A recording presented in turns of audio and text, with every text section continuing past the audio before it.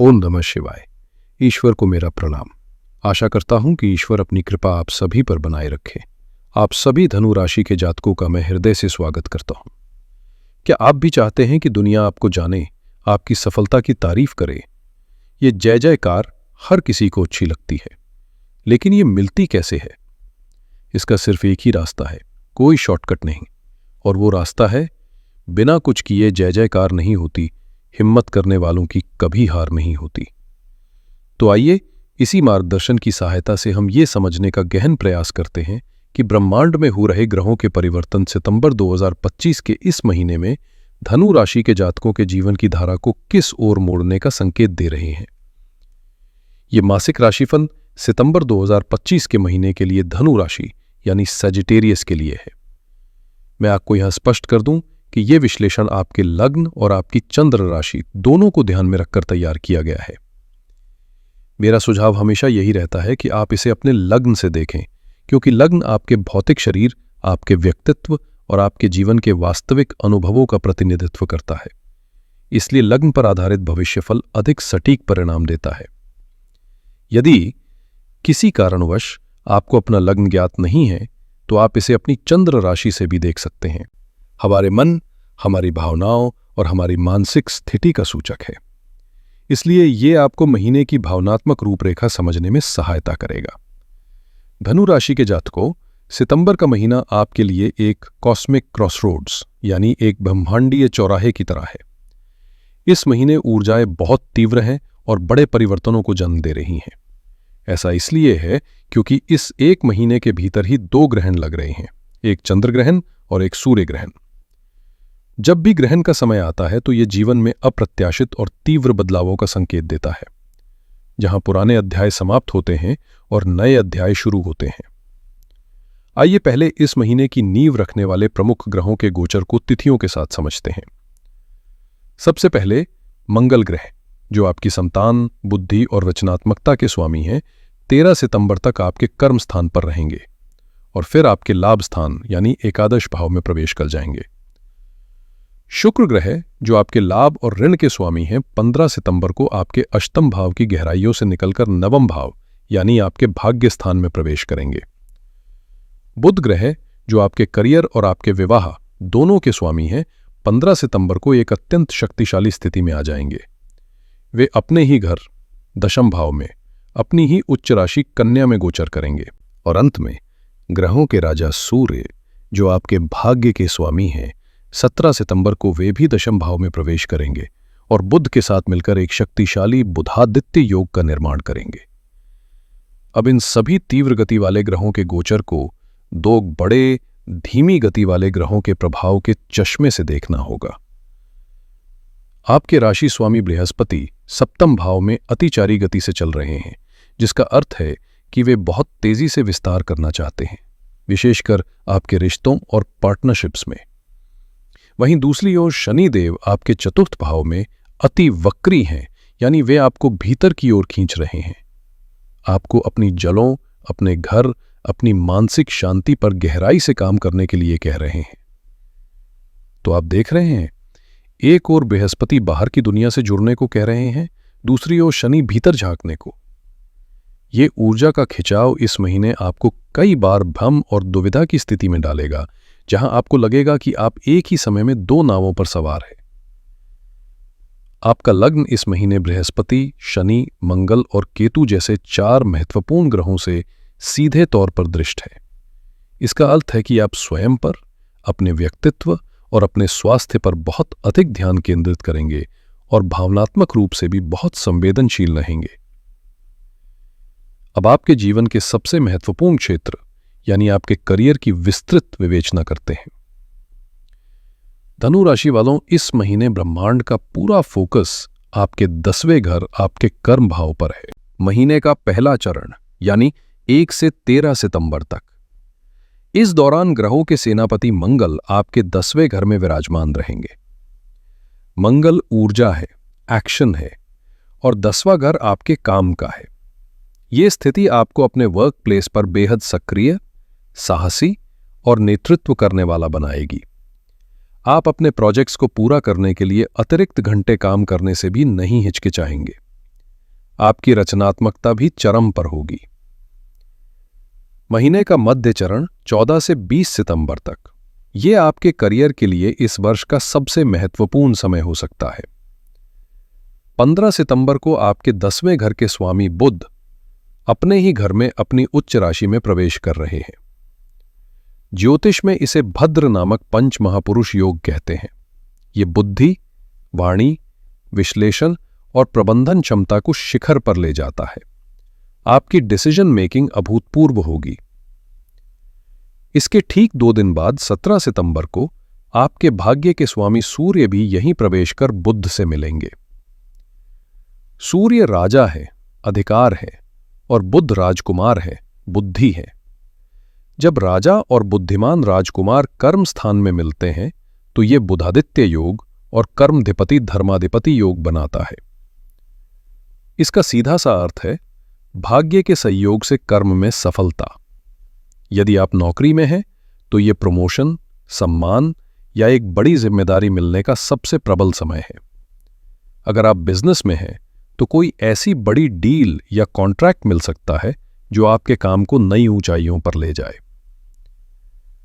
महीने का अंतिम चरण 21 से 30 सितंबर तक। अब यहां आपको बेहद सावधान रहना है।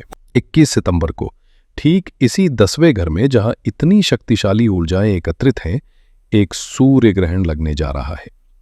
ग्रहण का अर्थ है छाया। ये अचानक होने वाली घटनाओं का सूचक है। इसका मतलब है कि जहां एक ओर सफलता के शिखर पर पहुंचने की संभावना है, वहीं दूसरी ओर एक छोटी सी लापरवाही भी एक बड़ा ब्लंडर या गलती करवा सकती है। ये गलती कम्युनिकेशन या ईगो से जुड़ी हो सकती है। अपने बॉस, अपने सीनियर्स के साथ व्यवहार में विनम्रता रखें। ऑफिस की राजनीति से खुद को दूर रखें। वक्री शनि की दृष्टि भी आपके कर्म भाव पर है, जो ये भी संकेत देती है कि जो सफलता आपको मिलनी है उसमें थोड़ी देरी हो सकती है, या वो उस रूप में नहीं मिल सकती जैसी आपने कल्पना की थी। धैर्य रखें, आपका अच्छा काम व्यर्थ नहीं जाएगा। चलिए अब आपकी आर्थिक स्थिति का विश्लेषण करते हैं। धन के मामले में यह महीना मिश्रित लेकिन सकारात्मक परिणाम देने की क्षमता रखता है। आपके धन के सबसे बड़े कारक बृहस्पति आपके लाभ के घर यानी 11वें भाव को सीधी दृष्टि से देख रहे हैं। ये एक आश्वासन है कि आय का प्रवाह बना रहेगा, रुकेगा नहीं। इस महीने की सबसे शुभ घटना 13 सितंबर को होगी, जब मंगल ग्रह आपके लाभ स्थान में प्रवेश करेंगे। मंगल आपकी रचनात्मकता के स्वामी है। जब रचनात्मकता का स्वामी लाभ के घर में आता है तो यह संकेत है कि आप अपने ज्ञान, अपनी स्किल्स या अपनी क्रिएटिविटी से धन अर्जित करेंगे। ये गोचर संपत्ति में निवेश करने या पुरानी संपत्ति से लाभ कमाने के लिए भी एक बहुत ही शुभ योग बना रहा है। जो लोग एमएनसी में काम करते हैं या जिनका काम विदेश से जुड़ा है, उन्हें विशेष वित्तीय लाभ हो सकता है। एक और सकारात्मक बदलाव 15 सितंबर को होगा, जब आपके लाभ भाव के स्वामी शुक्र अष्टम भाव से निकलकर नवम भाव में जाएंगे। इसे ऐसे समझें कि आपकी आय पर लगी हुई रुकावटें हट रही हैं और भाग्य आपकी आमदनी को बढ़ाने में मदद कर रहा है। हालांकि कुछ बातों का ध्यान रखना होगा। आपके दूसरे घर यानी संचित धन के स्वामी शनि हैं और वे बकरी चल रहे हैं। इसका अर्थ है कि पैसा आएगा तो जरूर, लेकिन शायद रुक रुक कर आए। पेमेंट्स में देरी हो सकती है। आपको अपने धन को बचाने के लिए अतिरिक्त प्रयास करने होंगे। महीने के आखिरी 10 दिन ग्रहण के प्रभाव के कारण शेयर बाजार या किसी भी तरह के जोखिम भरे निवेश के लिए बिल्कुल भी अनुकूल नहीं है। इस दौरान बड़े वित्तीय फैसले लेने से बचें। अब आते हैं आपके रिश्तों पर, जो इस महीने बहुत अधिक ध्यान देने की मांग कर रहे हैं। जो लोग अविवाहित हैं और किसी रिश्ते में हैं, उनके लिए यह महीना भावनाओं के रोलर कोस्टर जैसा रहेगा। आपके पंचम भाव के स्वामी मंगल पूरे महीने अपने ही घर को देख रहे हैं। यह रिश्ते में पैशन, रोमांस और अट्रैक्शन को बहुत बढ़ाएगा, लेकिन साथ ही रहस्यमयी ग्रह केतु की दृष्टि भी इसी भाव पर है। मंगल अग्नि है और केतु का स्वभाव भी मंगल जैसा तीखा है। जब ये दोनों ऊर्जाएं मिलती हैं तो ये प्यार में अत्यधिक जुनून भी देती हैं और छोटी छोटी बातों पर विस्फोटक झगड़े भी करवाती हैं। 15 सितंबर के बाद स्थिति और जटिल हो सकती है, जब प्रेम के कारक शुक्र आपके भाग्य भाव में केतु के साथ बैठ जाएंगे। शुक्र जुड़ाव चाहते हैं, केतु अलगाव चाहता है। ये युति मन में एक अजीब सी बेचैनी और डिटैचमेंट की भावना पैदा कर सकती है। आपको लग सकता है कि रिश्ते में कुछ कमी है, जिससे आपका ध्यान भटकने की संभावना बनती है। यहां पर रिश्ते में पूरी ईमानदारी और पारदर्शिता रखना अनिवार्य होगा। हालांकि जो लोग अपने प्रेम को विवाह में बदलना चाहते हैं, उनके लिए 13 सितंबर के बाद का समय अनुकूल है, क्योंकि पंचमेश मंगल इच्छा पूर्ति के भाव में जा रहे हैं। विवाहित जातकों को इस महीने बहुत धैर्य और समझदारी से काम लेना होगा। आपके लग्न के स्वामी बृहस्पति आपके विवाह के घर यानी सप्तम भाव में अतिचारी हैं। इसका अर्थ है कि आपकी अपेक्षाएं अपने जीवन साथी से बहुत ज्यादा बढ़ जाएंगी। आप उनसे अतिरिक्त समय, अतिरिक्त ध्यान और अतिरिक्त भावनात्मक समर्थन की उम्मीद करेंगे, जो शायद उनके लिए हर समय दे पाना संभव ना हो। इससे निराशा और भावनात्मक दूरी पैदा हो सकती है। 15 सितंबर तक आपके सप्तमेश बुध, सूर्य और केतु के प्रभाव में रहेंगे, जो कम्युनिकेशन गैप और ईगो क्लैश को जन्म दे सकता है। 15 सितंबर के बाद जब विवाह के कारक शुक्र भी केतु के साथ आ जाएंगे, तो ये रिश्ते की इंटीमेसी और आपसी सुख में कमी ला सकता है। सूर्य ग्रहण का प्रभाव आपके पारिवारिक माहौल पर भी है, इसलिए इस बात की भी संभावना है कि ससुराल पक्ष या परिवार के अन्य सदस्यों के हस्तक्षेप से आप दोनों के बीच तनाव बढ़े। मेरी सलाह है कि इस महीने अपने जीवन साथी के साथ संवाद बनाए रखें और उनकी बातों को भी समझने का प्रयास करें। आपके चतुर्थ भाव, जो आपकी माता, घर और मानसिक शांति का प्रतिनिधित्व करता है, वहां पर शनि वक्री होकर गोचर कर रहे हैं। यह शनि की धैया का प्रभाव है। यह गोचर आपको अपने घर की जिम्मेदारियों और अपनी मां के स्वास्थ्य के प्रति सचेत कर रहा है। घर में किसी तरह के रेनोवेशंस या बदलाव के कारण भी माहौल थोड़ा अस्त व्यस्त रह सकता है। 21 सितंबर का सूर्य ग्रहण आपके पिता के साथ आपके संबंधों या उनके स्वास्थ्य पर भी असर डाल सकता है, इसलिए उनका विशेष ध्यान रखें। स्वास्थ्य के दृष्टिकोण से यह महीना आपको सचेत रहने के लिए कह रहा है।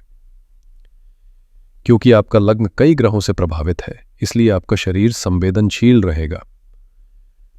पहले 10 दिनों में मंगल के प्रभाव से शरीर में पित्त बढ़ सकता है, जिससे एसिडिटी, हाई बीपी और त्वचा पर चकत्ते जैसी समस्याएं हो सकती हैं। मध्य 10 दिनों में बुध के प्रभाव में आने से और काम के बढ़ते तनाव के कारण आपको मेंटल स्ट्रेस, सिरदर्द और नर्वस सिस्टम से जुड़ी समस्याएं परेशान कर सकती हैं। अंतिम 10 दिनों में ग्रहण के प्रभाव में आपको आंखों, हड्डियों और लाइफस्टाइल से जुड़ी बीमारियों के प्रति सावधान रहना होगा। संतुलित आहार, पर्याप्त नींद और थोड़ा ध्यान आपको स्वस्थ रखने में बहुत मदद करेगा। विद्यार्थियों के लिए यह महीना किसी वरदान से कम नहीं है। यदि आप अपनी ऊर्जा को सही दिशा में लगाते हैं, तो आप असाधारण परिणाम प्राप्त कर सकते हैं। आपके पंचम भाव के स्वामी मंगल अपने ही घर को देख रहे हैं। ये आपको पढ़ाई के लिए आवश्यक इच्छा शक्ति और ऊर्जा प्रदान करेगा। 15 सितंबर के बाद तो समय और भी उत्कृष्ट हो रहा है, जब बुद्धि के कारक बुध अपनी उच्च राशि में होंगे। ये आपकी ग्रहण करने की क्षमता, आपकी याददाश्त और आपकी विश्लेषण क्षमता को कई गुना बढ़ा देगा। सूर्य का साथ मिलने से आपका आत्मविश्वास भी बढ़ेगा। 13 सितंबर के बाद मंगल का लाभ भाव में जाना यह सुनिश्चित करता है कि यदि आपका कोई एग्जाम है या रिजल्ट आना है, तो उसमें आपको शानदार सफलता मिलेगी। केवल ग्रहण के आसपास के 2 से 3 दिन मन भटक सकता है। उस समय एकाग्रता बनाए रखने के लिए थोड़ा मेडिटेशन करें। धनु राशि के मेरे प्रिय मित्रों, अगर मुझे इस पूरे महीने का सार एक पंक्ति में कहना हो तो मैं कहूंगा, यह महीना आपके कर्म क्षेत्र में एक शक्तिशाली ज्वालामुखी के फटने जैसा है, जो या तो आपके लिए सफलता का नया शिखर बना सकता है या उसकी राख में सब कुछ ढक सकता है। इस महीने 2 ग्रहणों की दूरी आपके पराक्रम और आपके कर्म पर है। इसका अर्थ है कि ब्रह्मांड आपको अपने कंफर्ट जोन से बाहर निकलने, साहस दिखाने और अपने प्रोफेशनल लाइफ में एक बड़ी छलांग लगाने के लिए प्रेरित कर रहा है। एक बड़ा अवसर आपके दरवाजे पर दस्तक दे रहा है। लेकिन इसी अवसर के साथ जुड़ी है एक बड़ी जिम्मेदारी और एक बड़ी परीक्षा। परीक्षा आपके धैर्य की, आपके अहंकार की और आपके कम्युनिकेशन की। यदि आपने इस महीने विनम्रता, कड़ी मेहनत और सावधानी का दामन थामे रखा तो आप अपने करियर में एक ऐसी उपलब्धि हासिल कर सकते हैं जिसे आप वर्षों तक याद रखेंगे। अब मैं आपको कुछ बहुत ही सरल और प्रभावशाली उपाय बताता हूं जो इस महीने की ऊर्जाओं को संतुलित करने में आपकी मदद करेंगे। उपाय ज्योतिष का मनोवैज्ञानिक और आध्यात्मिक पक्ष है जो हमें ग्रहों की ऊर्जा के साथ तालमेल बिठाने में मदद करते हैं। सबसे पहला उपाय ग्रहणों और केतु के प्रभाव के लिए है। इस महीने 2 ग्रहण हैं और केतु की ऊर्जा काफी सक्रिय है। इनके नकारात्मक प्रभाव को शांत करने का सबसे उत्तम उपाय है शिव आराधना। आप प्रतिदिन ओम नमः शिवाय मंत्र की 1 माला का जाप करें और यदि संभव हो तो किसी भी सोमवार को शिवलिंग पर पंचामृत से अभिषेक करें और उन्हें खीर का भोग लगाएं। यह आपके मन को शांत करेगा और अप्रत्याशित समस्याओं से आपकी रक्षा करेगा। दूसरा उपाय वक्री शनि की शांति के लिए है। शनि देव आपके चतुर्थ भाव में हैं जो घर और मन की शांति को प्रभावित कर सकते हैं। आप शनिवार के दिन किसी गौशाला में जाएं और गायों को फल या हरा चारा खिलाएं। निस्वार्थ भाव से की गई सेवा शनि देव को प्रसन्न करती है और उनके द्वारा दी जा रही परीक्षाओं की तीव्रता को कम करती है। और अंत में बृहस्पति की कृपा पाने के लिए, बृहस्पति आपके राशि स्वामी है, उनका बलवान होना आपके लिए अत्यंत आवश्यक है। आप किसी भी मंदिर में जाकर एक धार्मिक पुस्तक जैसे गीता या रामचरितमानस दान करें। इसके साथ ही वहां के पुजारी या किसी भी वृद्ध ब्राह्मण को कुछ दक्षिणा देकर उनके चरण स्पर्श करके आशीर्वाद लें। ज्ञान को बांटने से और गुरु का सम्मान करने से बृहस्पति की सकारात्मक ऊर्जा कई गुना बढ़ जाती है। जीवन में हर चुनौती एक अवसर लेकर आती है। स्वयं को बेहतर बनाने का अवसर, अपने धैर्य को परखने का अवसर और अपनी क्षमताओं को पहचानने का अवसर। ये महीना आपको वही अवसर प्रदान कर रहा है। ग्रहों की चाल से भयभीत ना हो, बल्कि उनके संकेतों को समझकर एक जागरूक यात्री की तरह अपने जीवन पथ पर आगे बढ़ें। आशा करता हूं कि ये विस्तृत विश्लेषण आपको आने वाले महीने की योजना बनाने और चुनौतियों को अवसरों में बदलने में सहायता करेगा। ये महीना आपके लिए मंगलमय और सफलताओं से भरा हो। अगर ये वीडियो आपको अच्छी लगी हो और इससे आपको मार्गदर्शन मिला हो तो इस ज्ञान को फैलाने में हमारी मदद करें। वीडियो को लाइक करें, अपने मित्रों और परिवार के साथ शेयर करें और इस चैनल को सब्सक्राइब करना ना भूलें ताकि आप भविष्य में भी ऐसे विश्लेषणों से जुड़े रहें। आपके भीतर विराजमान परमात्मा को मेरा प्रणाम। ओम नमः शिवाय।